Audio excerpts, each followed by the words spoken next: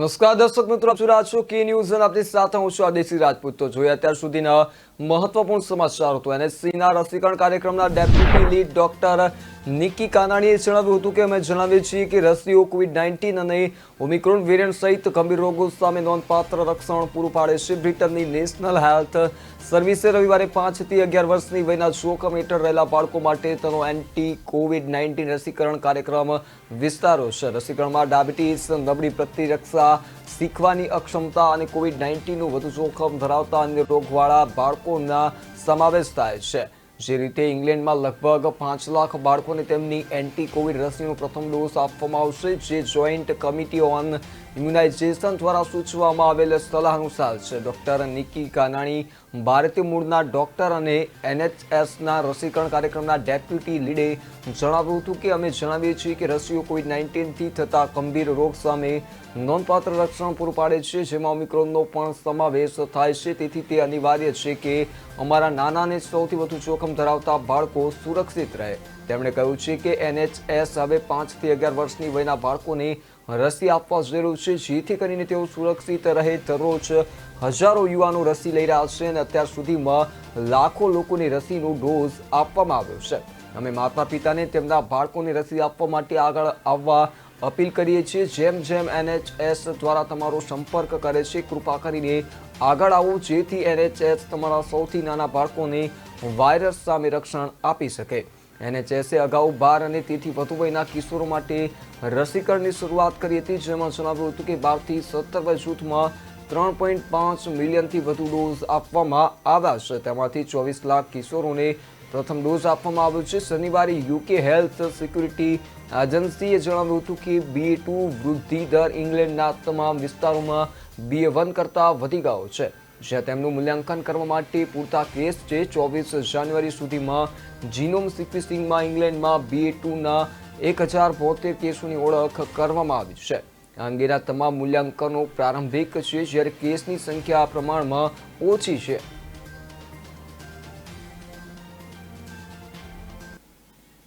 ઉત્તર પ્રદેશ વિધાનસભા ચૂંટણીનું રાજકારણ ચરમસીમાએ ચાલી રહ્યું છે, જ્યાં તમામ પક્ષો મતદારોના દિલમાં પોતાનું સ્થાન બનાવવા માટે મહેનત કરી રહ્યા છે। આવી સ્થિતિમાં દેશ અને રાજ્યમાં કોરોનાના સંક્રમણના ગ્રાફને જોતા જ્યાં એક તરફ ચૂંટણી પંચે રાજકીય પક્ષો પર રેલીઓ અને જાહેર સભાઓ પર પ્રતિબંધ મૂક્યો છે, તો બીજી તરફ તમામ વર્ચ્યુઅલ રીતે રાજનેતાઓ જનતાની સાથે જોડાઈ રહ્યા છે। હાલમાં ભાજપ ફરી એકવાર અયોધ્યા જિલ્લાની 5 વિધાનસભા બેઠકો પર પોતાના તમામ ઉમેદવારો પર વિશ્વાસ વ્યક્ત કર્યો છે અને તેમને ફરીથી વિધાનસભાના ઉમેદવાર બનાવીને મેદાનમાં ઉતાર્યા છે। જ્યારે અયોધ્યા વિધાનસભાથી વેદ પ્રકાશ ગુપ્તાની લડાઈ સમાજવાદી પાર્ટીના ઉમેદવાર તેજ નારાયણ પાંડે સામે છે। અયોધ્યા જિલ્લાની ઘાંસાઈગંજ વિધાનસભા બેઠકના ધારાસભ્ય ખબુ તિવારીની પત્ની આરતી તિવારીનો મુકાબલો મહાબલી જે રીતે વાત કરવામાં આવે અભયસિંહ સાથે થશે, જેઓ સમાજવાદી પાર્ટીના ઉમેદવાર છે। જ્યારે બાબા ગોરખનાથ મલકીપુર વિધાનસભાથી સમાજવાદી પાર્ટીના મજબૂત નેતા અવધેશ પ્રસાદ સાથે ટકરાશે। આવી સ્થિતિમાં રૂદૌલી વિધાનસભાથી ભાજપના ઉમેદવાર રામચંદ્ર યાદવને બનાવવામાં આવ્યા છે। જોકે સમાજવાદી પાર્ટીએ હજુ રૂદૌલી વિધાનસભા માટે ઉમેદવારોની જાહેરાત કરી નથી। તે જ સમયે બીકાપુર વિધાનસભાથી વિદાય લઈ રહેલા બીકાપુર ધારાસભ્ય શોભાસિંહ ચૌહાણના પુત્ર ડોક્ટર અમિતસિંહ ચૌહાણ ભાજપની ટિકિટ પર રાજકીય ક્ષેત્રે પોતાનું નસીબ અજમાવી રહ્યા છે।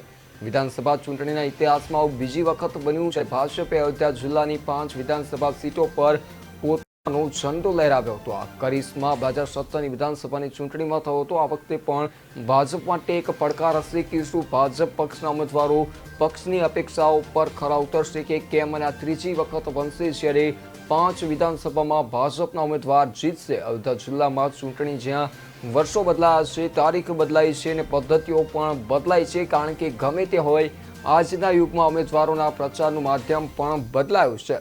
આવી સ્થિતિમાં 5 વર્ષ પહેલા પ્રચારની પદ્ધતિઓ પર નિયંત્રણો લાદવામાં આવ્યા છે। હવે ઉમેદવારો તેમની વિધાનસભામાં મોટી રેલીઓની જાહેર સભાઓને સંબોધિત કરી શકતા નથી કે કોઈ મોટા નેતા તેમના રાજકીય મંચ પરથી તેમના સમર્થનમાં જનતાને સંબોધીને તેમને વિજય બનાવવા માટે વિનંતી કરી રહ્યા છે।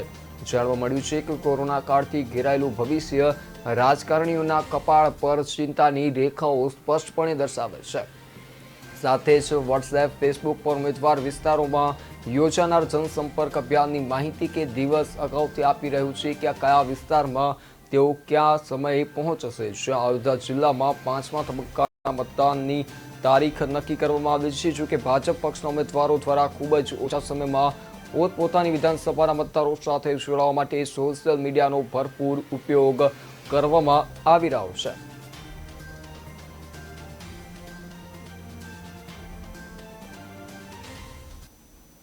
કોવિડમાંથી સ્વસ્થ થયા બાદ રાજ્યસભાના અધ્યક્ષ એમ વેંકૈયા નાયડુ સોમવારથી શરૂ થઈ રહેલા સંસદના બજેટ સત્રની તૈયારીઓ અંગે રવિવારે લોકસભા અધ્યક્ષ ઓમ બિરલા સાથે લોકસભા અને રાજ્યસભા સચિવાલયના વરિષ્ઠ અધિકારીઓની હાજરીમાં બેઠક યોજી હતી। ઉપરાષ્ટ્રપતિના સત્તાવાર નિવાસસ્થાને મળેલી આ બેઠક લગભગ 40 મિનિટ સુધી ચાલી હતી। કોવિડની ચાલી રહેલી ત્રીજી લહેરને ધ્યાનમાં રાખીને બજેટ સત્રમાં સોશિયલ ડિસ્ટન્સને ધ્યાનમાં રાખીને વ્યવસ્થા કરવામાં આવી છે। લોકસભા અને રાજ્યસભા બંધ માટે સંસદનો સમય અલગ અલગ છે। સૂત્રોના જણાવ્યા અનુસાર તમામ સાંસદોને સત્રની શરૂઆતના 48 કલાક પહેલા RT-PCR ટેસ્ટ કરાવવા માટે વિનંતી કરવામાં આવી છે। સાથે એમ પણ કહ્યું છે કે લોકસભાના સ્પીકર ઓમ બિરલાના પ્રશ્નના જવાબમાં અધિકારીઓ કહ્યું છે કે 7 દિવસના હોમ ક્વોરન્ટાઇન પછી ભારત સરકારની માર્ગદર્શિકા મુજબ કોઈ ટેસ્ટની જરૂર નથી। સૂત્રોએ એમ પણ જણાવ્યું હતું કે બંને ગૃહના સેક્રેટરી જનરલે માહિતી આપી છે કે સંસદ ભવનમાં પરિસરની સફાઈ સહિત તમામ સંભવિત કોવિડ પ્રોટોકોલનું પાલન કરવામાં આવ્યું છે। સંસદનું બજેટ સત્ર 31 જાન્યુઆરી બંને ગૃહ અને રાષ્ટ્રપતિના સંબોધન સાથે શરૂ થશે। રાજ્યસભા સવારે 10 થી બપોરે 3 વાગ્યા સુધી અને લોકસભા સાંજે 4 થી 10 વાગ્યા સુધી ચાલશે। લોકસભા અને રાજ્યસભા બંને ચેમ્બરમાં સંસદના સભ્યો માટે મુલાકાતીઓની ગેલેરી અને સેન્ટ્રલ હોલમાં પણ બેઠક વ્યવસ્થા કરવામાં આવશે। દેશમાં કોરોના સંક્રમણના ઝડપથી વધી રહેલા કેસ વચ્ચે આ બજેટ સત્ર શરૂ થઈ રહ્યું છે। આ સત્ર એવા સમયે શરૂ થઈ રહ્યું છે જ્યારે છેલ્લા કેટલાક દિવસોમાં લોકસભા અને રાજ્યસભા સચિવાલયોની વિવિધ સેવાઓ સાથે જોડાયેલા લગભગ 400 કર્મચારીઓ કોવિડ પોઝિટિવ હોવાનું જાણવા મળ્યું છે।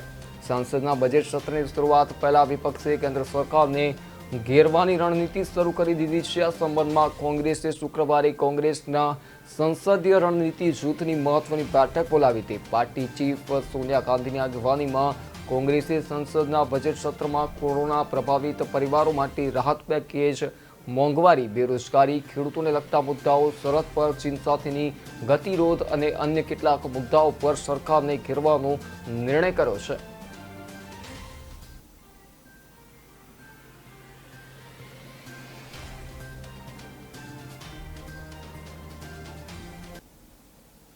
ફેબ્રુઆરી યોજાનારી પંજાબ વિધાનસભા ચૂંટણી માટે કોંગ્રેસે રવિવારે 8 ઉમેદવારોની ત્રીજી યાદી બહાર પાડી છે। કોંગ્રેસ પાર્ટીએ મુખ્યપ્રધાન ચરણજીતસિંહ ચન્નીને 2 બેઠકો, ભદૌર બેઠક અને ચમકોર સાહિબ બેઠક પરથી ઉતાર્યા છે। દિલ્હીના મુખ્યપ્રધાન અને આમ આદમી પાર્ટીના વડા અરવિંદ કેજરીવાલે સીએમ ચન્નીને 2 બેઠકો પરથી ઉમેદવાર બનાવવા પર કોંગ્રેસની ચાટકણી કાઢી છે। આપના વડા અરવિંદ કેજરીવાલની પાર્ટી આમ આદમી પાર્ટી પણ પંજાબ ચૂંટણીની રેસમાં છે। તેણે ટ્વીટ કરીને લખ્યું છે કે મેં કહ્યું હતું કે અમારા સર્વે મુજબ ચન્ની જ ચમકોર સાહિબથી હારી રહ્યા છે। આજે કોંગ્રેસ જાહેરાત કરી છે કે તે 2 સીટો પરથી ચૂંટણી લડશે। રાજ્યપક્ષના વડા નવજોત સિદ્ધુ સાથે મતભેદને કારણે અમરિન્દરસિંહે રાજીનામું આપ્યું હતું। જોકે બાદમાં તેમણે પંજાબ લોક કોંગ્રેસ નામની નવી પાર્ટી બનાવી હતી। નવા મુખ્યપ્રધાન ચન્ની સામે નવજોતસિંહ સિદ્ધુના સંબંધો પણ સુગમ રહ્યા નથી, કારણ કે બંનેમાંથી કોઈ પણ ટોચના પદ પરથી હટાવવા તૈયાર નથી। કોંગ્રેસના નેતા રાહુલ ગાંધીએ ગુરુવારે કહ્યું હતું કે તેમની પાર્ટી પંજાબ વિધાનસભાની ચૂંટણીમાં મુખ્યમંત્રી પદ માટે જશે અને પાર્ટીના કાર્યકરો સાથે ચર્ચા કર્યા બાદ ટૂંક સમયમાં નિર્ણય લેવામાં આવશે। રાહુલે કહ્યું છે કે મુખ્યમંત્રી ચરણજીતસિંહ ચન્ની અને પ્રદેશ કોંગ્રેસ અધ્યક્ષ નવજોતસિંહ સિદ્ધુએ તેમને આશ્વાસન આપ્યું છે કે તેઓ કોઈ પણ ઉમેદવારોને સમર્થન આપશે જે મુખ્યમંત્રી પદ માટે પસંદ થશે।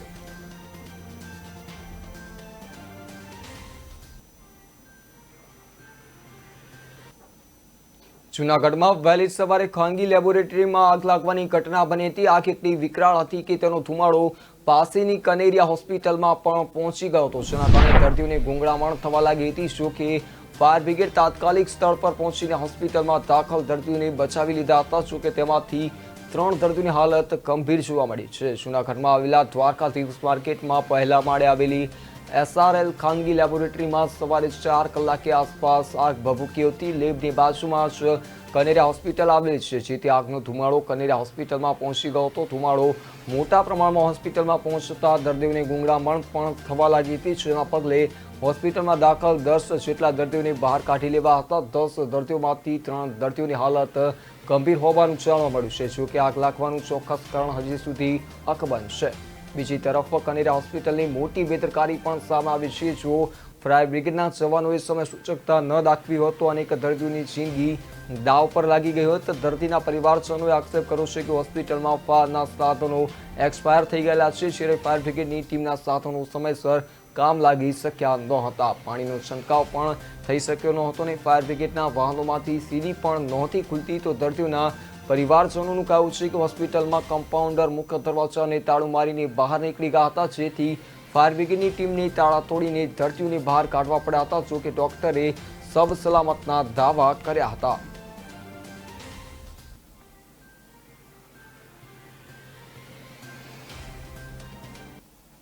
અત્યારે હાલ સમય થયો છે એક નાનકડા વિરામ દો. વિરામ બાદ ફરી મળીશું.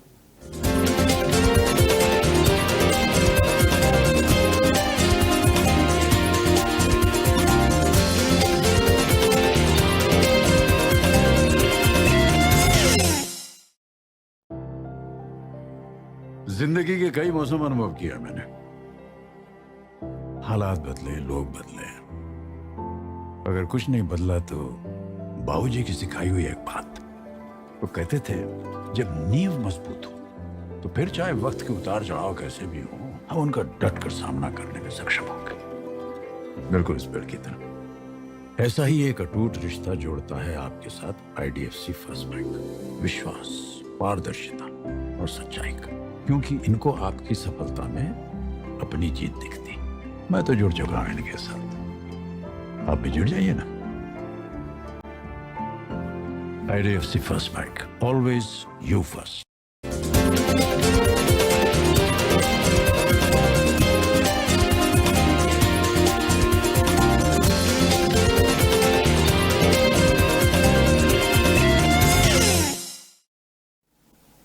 વિરામ બાદ આપનું સ્વાગત છે. નજર કરીએ આગળના સમાચારો પર. તો ગુજરાતના 5 ગામો સંઘ પ્રદેશમાં જોડાવાના હોવાની માહિતી મળતા વલસાડ જિલ્લાના ગામોએ વિરોધ નોંધાવ્યો છે. સંઘ પ્રદેશ દાદરાનગર હવેલી નજીકના ગામના લોકોને ગુજરાતમાં તમામ સગવડ મળતી હોવાથી તેમને સંઘ પ્રદેશમાં જોડાવું નથી.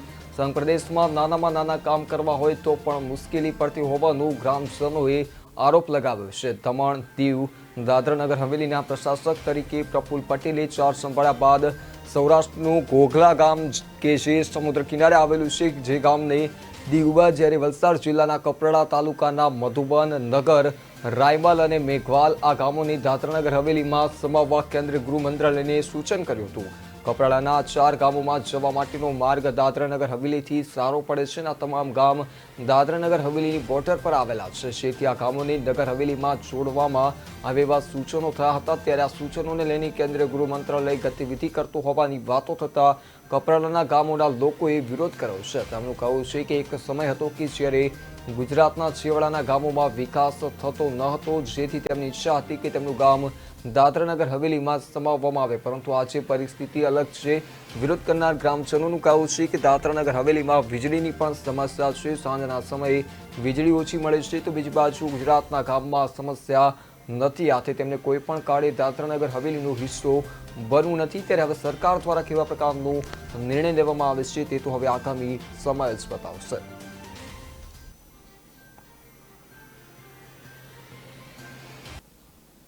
દેશમાં કોરોના વાયરસની મહામારી વચ્ચે ફેબ્રુઆરી માર્ચમાં 5 રાજ્યોમાં સૂચિત ચૂંટણીઓને ધ્યાનમાં રાખીને રેલીઓ, રોડ શો અને શેરી સભાઓ પરનો પ્રતિબંધ ચાલુ રહેશે અથવા હટાવવામાં આવશે. ચૂંટણી પંચ 31 જાન્યુઆરી એટલે કે આજે નિર્ણય જાહેર કરશે. 22 જાન્યુઆરીએ ચૂંટણી પંચે જે રીતે વાત કરવામાં આવે 5 ચૂંટણી રાજ્યોમાં રેલીઓ અને રોડ શો પરનો પ્રતિબંધ 31 જાન્યુઆરી સુધી લંબાવ્યો હતો. જો કે ડોર ટુ ડોર પ્રચારની મંજૂરી આપવામાં આવી હતી. સૂત્રોના જણાવ્યા અનુસાર ચૂંટણી પંચ સોમવારે 5 રાજ્યો ઉત્તર પ્રદેશ, ઉત્તરાખંડ, ગોવા, મણિપુર અને પંજાબમાં COVID-19ની સ્થિતિ અને કોરોના રસીકરણ અભિયાનની સમીક્ષા કરશે. આરોગ્ય કેન્દ્રીય આરોગ્ય સચિવ, મુખ્ય સચિવો અને 5 રાજ્યોના મુખ્ય ચૂંટણી અધિકારીઓ સહિત અન્ય લોકો સાથે પણ આ અંગે ચર્ચા કરશે. સૂત્રોએ જણાવ્યું છે કે દેશમાં કોવિડ-19ની સ્થિતિમાં સુધારો થયો હોવો જોઈએ, પરંતુ ચૂંટણી પંચ હજુ પ્રતિબંધ હટાવવાના મૂડમાં નથી. જોકે પ્રતિબંધોમાં થોડી છૂટછાટ મળવાની શક્યતાઓ છે. આયોગ અગાઉ રાજકીય પક્ષો અને ઉમેદવારોની 10 ફેબ્રુઆરીએ યોજાનાર પ્રથમ તબક્કાના મતદાન અને 14 ફેબ્રુઆરીએ યોજાનાર બીજા તબક્કાના મતદાન માટે 28 જાન્યુઆરીથી મહત્તમ 500 લોકોની મર્યાદા સાથે જાહેર સભાઓ યોજવાની મંજૂરી આપી હતી. 1 ફેબ્રુઆરીએ જાહેર સભાને મંજૂરી આપવામાં આવી હતી. આ ઉપરાંત પ્રચાર માટે વિડીયો વાનને પણ કોવિડ-19 પ્રતિબંધો સાથે નિયુક્ત ખુલ્લી જગ્યાઓ પર મંજૂરી આપવામાં આવી હતી. ચૂંટણી પંચે 8 જાન્યુઆરી ઉત્તર પ્રદેશ, ઉત્તરાખંડ, ગોવા, પંજાબ અને મણિપુરમાં ચૂંટણીની તારીખોની જાહેરાત કરતી વખતે 15 જાન્યુઆરી સુધી રેલીઓ, રોડ શો અને બાઇક રેલીઓને અન્ય આવા પ્રચાર કાર્યક્રમો પર પ્રતિબંધની જાહેરાત કરી હતી. 15 જાન્યુઆરી કમિશનરે આ પ્રતિબંધોને 22 જાન્યુઆરી સુધી લંબાવી દીધા હતા. પછી આ પ્રતિબંધો 31 જાન્યુઆરી સુધી લંબાવવામાં આવ્યા હતા. જોકે પ્રતિબંધ આગળ ચાલુ રહેશે કે નહીં, જો તે વધશે તો કેટલા સમય માટે તેનો નિર્ણય આવતીકાલે ચૂંટણી પંચ લેશે. 5 રાજ્યો ઉત્તર પ્રદેશ, ઉત્તરાખંડ, પંજાબ, મણિપુર અને ગોવામાં વિધાનસભા ચૂંટણી માટે મતદાન 10 ફેબ્રુઆરીથી 7 માર્ચની વચ્ચે યોજાશે. 5 રાજ્યોમાં ચૂંટણી 7 તબક્કામાં પૂર્ણ થશે. મતગણતરી 10 માર્ચે થશે.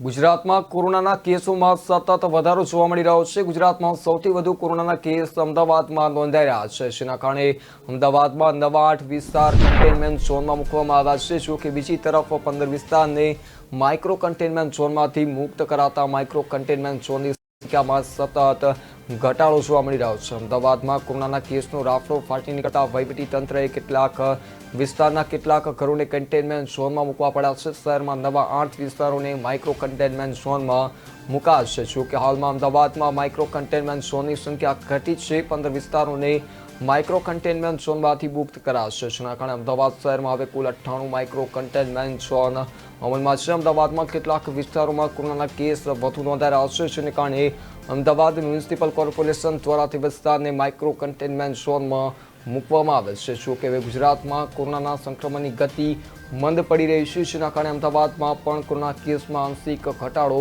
જોવા મળી રહ્યો છે. જેથી અમદાવાદમાં માઇક્રો કન્ટેનમેન્ટ ઝોન પણ ઘટી રહ્યા છે. મહત્વનું છે કે અમદાવાદ શહેર અને જિલ્લામાં કોરોનાનો ગ્રાફ સતત ઘટી રહ્યો છે. અમદાવાદ શહેર અને જિલ્લામાં મળીને 3653 નવા કેસ નોંધાયા તો અમદાવાદ શહેરમાં 8 અને જિલ્લામાં 1 મળીને 9 દર્દીના નિદાન થયા છે. જ્યારે એક દિવસમાં સારવાર બાદ 6253 દર્દીને ડિસ્ચાર્જ કરાવશે. જો કે અમદાવાદમાં મોતનો ચિંતાજનક આંકડો સામે આવ્યો છે. અમદાવાદમાં પાછલા 30 દિવસમાં 98 દર્દીને કાળમુકો કોરોના ભરકી ગયો છે.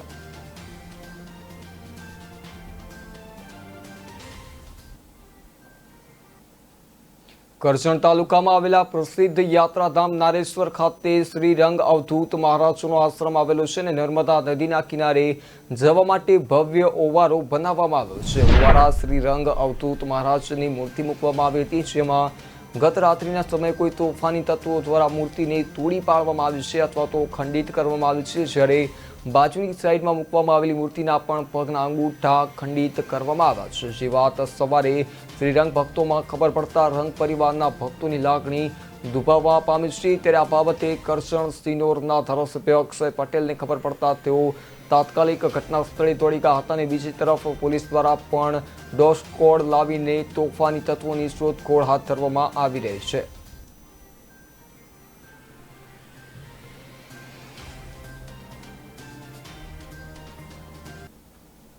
દેશભરમાં વિશ્વાસઘાત દિવસ ઉજવવા જઈ રહી છે. યુનાઇટેડ કિસાન મોરચાએ 15 જાન્યુઆરીએ ખેડૂતો સાથે કરવામાં આવેલી છેતરપિંડીનો વિરોધ કરવા માટે યોજાયેલી તેની બેઠકમાં નિર્ણય જાહેર કર્યો છે. ખેડૂત નેતા રાકેશ ટિકૈતનું કહ્યું છે કે સરકારના 9 ડિસેમ્બર 2021ના પત્ર જેના આધારે આંદોલન સ્થગિત કરવામાં આવ્યું હતું તેમાંથી એક પણ વચન પૂરું કર્યું નથી. એવી અપેક્ષા છે કે દેશના ઓછામાં ઓછા 500 જિલ્લાઓમાં પ્રદેશનું આયોજન કરવામાં આવશે. 31 જાન્યુઆરીએ વિરોધ પ્રદર્શન દરમિયાન કેન્દ્ર સરકારને એક મેમોરેન્ડમ પણ સુપરત કરવામાં આવશે. રાકેશ ટિકૈતે કહ્યું, મોદી સરકારે દિલ્હીમાં MSP પર જે પણ વચન આપ્યું છે તેને પૂરું કરવું જોઈએ. અમે ચૂંટણીથી અલગ છીએ, અમારી પાસે વોટ છે, અમે પણ કોઈને આપીશું.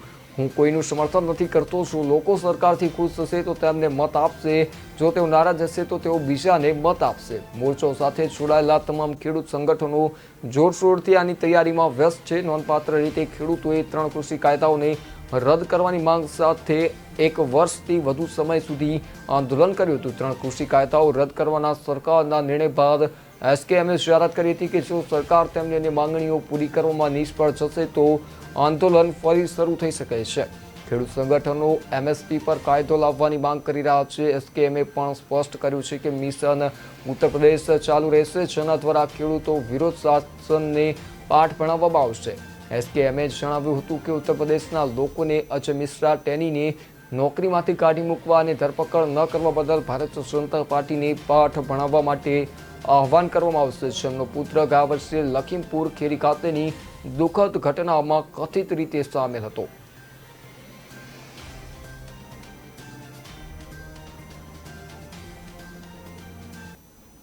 અત્યારે હાલ સમય થયો છે એક નાનકડા વિરામનો. વિરામ બાદ ફરી મળીશું.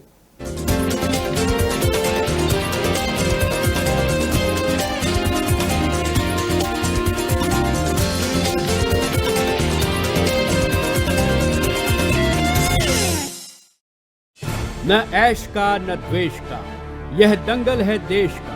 सुलगती समस्याओं के जुलसते सवालों का होगा दंगल देश का. प्रशासन के प्रश्नों को लेकर होगा दंगल देश का. शिक्षा, स्वास्थ्य, समाज, कानून और व्यवस्था के आज क्या है हालात. सोमवार से शुक्रवार रोज रात 8 बजे जलपा क्षत्रिय के साथ दंगल देश का.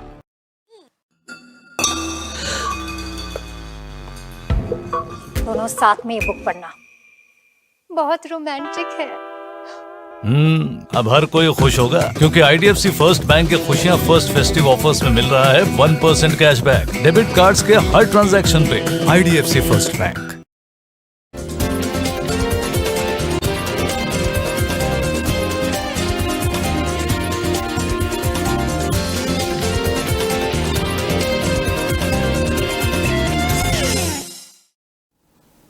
વિરામ બાદ આપનું સ્વાગત છે. નજર કરીએ આગળના સમાચારો પર. તો છેલ્લા ઘણા દિવસથી મોબાઈલ ચોરીના બનાવો, વાહન ચોરીના બનાવો તેમજ ઘરફોડ ચોરીના બનાવો વધી રહ્યા છે. ત્યારે તારાપુર પોલીસે ટીમ બનાવી તેમની સામે લાલાક કરી છે. તારાપુર પોલીસે મોટી ચોકડી પરથી 2 મોબાઈલ ચોરોને ઝડપી પાડ્યા છે. પોલીસે બાતમીના આધારે આણંદ જિલ્લાના પેટલાદ ખાતે રહેતા શાહરૂખ મિયા, આબાદ મિયા, મલિક તથા સાજિદ અલી, હસન અલી, સૈયદને 30 મોબાઈલ તથા સીએનજી રિક્ષા સહિત 1,35,500ના મુદ્દામાલ સાથે ઝડપી પાડ્યા હતા. પોલીસે મોબાઈલ ચોરીની ધરપકડ કરી આઈપીસી કલમ 41(1)D તથા 102 મુજબનો ગુનો નોંધી કાયદેસરની કાર્યવાહી હાથ ધરી છે.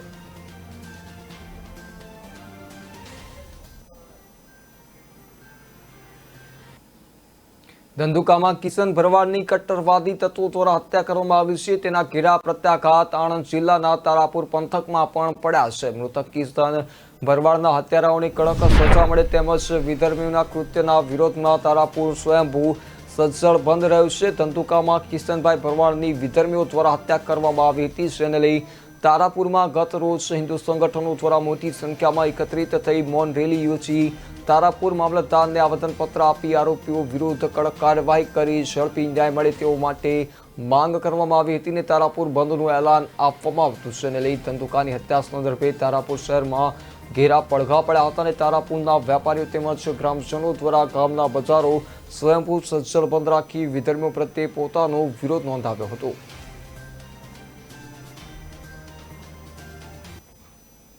એક્સપ્રેસ વે જમીન કૌભાંડમાં સરકારી અધિકારી વિરુદ્ધ પ્રથમ વખત ગુનો દાખલ કરવામાં આવ્યો છે. નવસારીના તત્કાલીન પ્રાંત અધિકારી તુષાર સાની વિરુદ્ધ પોલીસ ફરિયાદ થઈ છે. અલીપુર ખાતે આવેલી જમીનમાં મૃતક મહિલાના નામે પૈસા પડાવવાનો ખેલ સામે આવ્યો છે. અફીફા જે રીતે વાત કરવામાં આવ્યા પ્રકારનો કિસ્સો સામે આવ્યો ત્યારે અફીફા જે રીતે ઉસ્માન ગુલશાનનું નામ ટ્રસ્ટની જમીનમાંથી ચાલી આવ્યું હોય તેમના ખોટા દસ્તાવેજો ઉભા કર્યા છે. આ પ્રકારની માહિતી સામે આવી છે. ખોટા દસ્તાવેજો થકી 21 લાખ 1,61,000ની ઉચાપત કરવામાં આવી છે, જે રીતે મહિલાના કન્સેન્ટ લેટર આફ્રિકાના નામે બનાવાયા છે. જો કે મહિલા મૃતક છે અને કદી આફ્રિકા ગઈ છે નથી, જેમાં તત્કાલીન પ્રાંત અધિકારી તુષાર જાની સહિત 4 સામે ચીખલી પોલીસ સ્ટેશનમાં ગુનો દાખલ કરવાની વાત કરવામાં આવી છે. ગુનો દાખલ કરાયો છે અને આરોપીના નામની વધુ વાત કરવામાં આવે તો નઝીર અબ્બાસભાઈ મુલ્લા, એ શૈખ જફર શૈખ, તુષાર જાની, વલભીભાઈ પ્રાંત કચેરીના નામ સામેલ છે. આ રીતે મહિલા સાથે આ પ્રકારનો કહી શકાય કે કૃત્ય આચરવામાં આવ્યું છે. જે રીતે કહી શકાય કે તુષાર જાની તત્કાલીન પ્રાંત અધિકારી હતા અને તેમના સામે ફરિયાદ કરવામાં આવી છે, કારણ કે તે આફ્રિકા ગયા છે નથી ને તેમના વિરુદ્ધ આ પ્રકારનું જે કામ થયું છે, તેમના સામે જે કામ આવ્યું છે, ત્યારે ખોટા દસ્તાવેજો થકી 21,61,000ની ઉચાપત કરવામાં આવી છે. ત્યારે આ પ્રકારના કામોને લઈને તેમની સામે ફરિયાદ કરવામાં આવી છે. ત્યારે તંત્ર દ્વારા હવે આગામી સમયમાં કેવા પ્રકારના પગલાં લેવામાં આવે છે તે તો હવે આગામી સમય બતાવશે. મહેસાણા જિલ્લામાં કડી તાલુકામાં દિવસે દિવસે સિંહ વધી રહ્યા છે. ત્યારે ગઈકાલે થોડા દિવસે કડીમાં એક જ્વેલર્સની દુકાનમાં લૂંટારો ઘૂસ મારી હતી. વેપારીની આંખમાં મરચું નાખી લૂંટ કરવાનો પ્રયાસ કર્યો હતો. શું કે લૂંટારોને લોકોએ પકડીને મેથી પાક પણ ચખાડ્યો હતો. જે મામલે લૂંટ કરવા આવેલા પતિ અને પત્નીના સીસીટીવી ફૂટેજ સામે આવ્યા છે. વેપારીએ મોડી સાંજે પોલીસ ફરિયાદ પણ નોંધાવી હતી. કડી શહેરમાં આવેલા પટેલ ભુવન પાસે શનિવારે બપોરના સમયે ભવાની જ્વેલર્સ નામની સોના ચાંદીની દુકાનમાં એક ઈસમ અને તેની પત્ની દુકાનમાં સોના ચાંદીના દાગીના લેવા આવ્યા હોવાનો ઢોંગ રચી દુકાનમાં પ્રવેશ કર્યો હતો. જ્યાં વેપારીની એકલતાનો ફાયદો ઉઠાવી લૂંટ કરવા આવેલા પતિ અને પત્નીએ વેપારીની આંખમાં મરચું નાખી સોના ચાંદીના દાગીના લૂંટવાનો પ્રયાસ કર્યો હતો. જ્યાં બાદમાં બાજુમાં આવેલી દુકાનના એક એમ્પ્લોય અવાજ સાંભળતા જ ત્યાં આવી જતા લૂંટ કરી ફરાર થતું દંપતીને પકડી પાડ્યા હતા. જે બાદ લોકોએ ભેગા મળી દંપતીને મેથી પાક ચખાડ્યો હતો. સાઈ મોબાઈલના એમ્પ્લોય ધવલ ગજ્જરે જણાવ્યું હતું કે હું પસાર થઈ રહ્યો હતો. આ દરમિયાન જ્વેલર્સના વેપારી બૂમાબૂમ કરતા હતા તેમજ દુકાનમાંથી લૂંટ કરી એક ઈસમ અને તેની સાથેની યુવતી બાઇક પર ભાગવાની કોશિશ કરતા હતા. આ દરમિયાન બંનેને પકડી પાડ્યા હતા.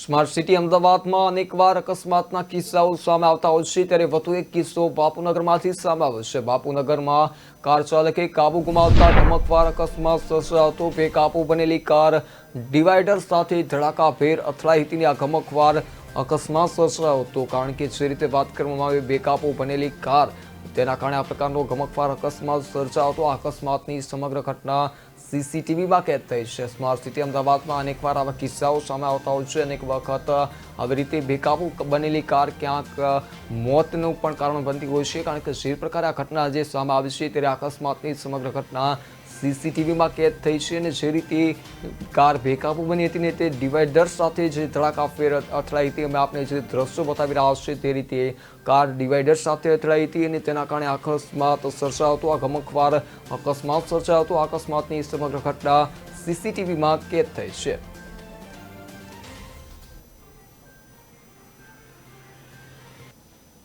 અત્યારે આ સમાચારોમાં બસ આટલું જ. વધુ સમાચારો માટે જોતા રહો કે ન્યૂઝ. મને આપશો.